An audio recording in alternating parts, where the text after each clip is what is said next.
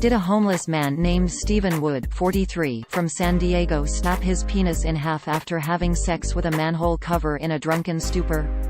No, that's not true. The story was made up by a Canadian entertainment website that makes a living by publishing fictional stories often involving weird crimes, bizarre sex acts or strange accidents.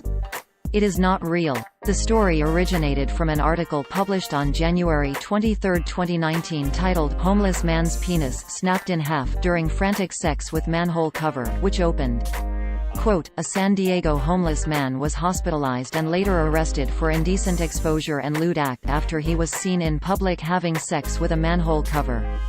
The incident occurred on University Avenue around 12 in the afternoon when nearby high school students on lunch break alerted local police.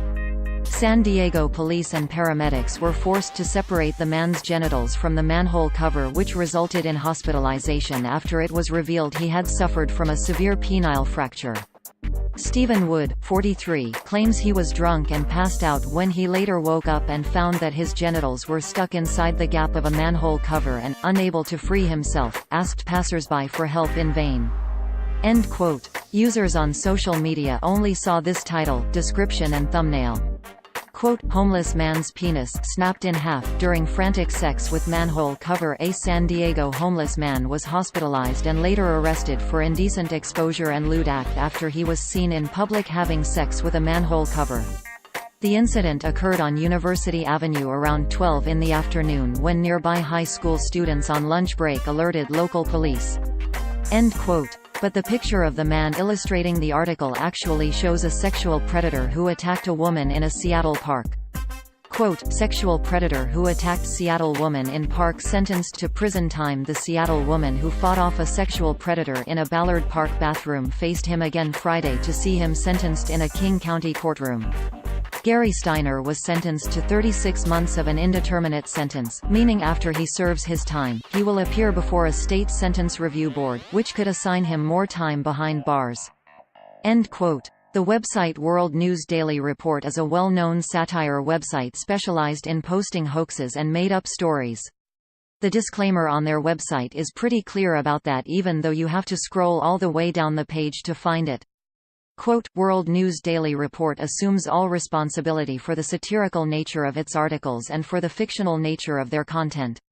All characters appearing in the articles in this website, even those based on real people, are entirely fictional, and any resemblance between them and any person, living, dead or undead, is purely a miracle."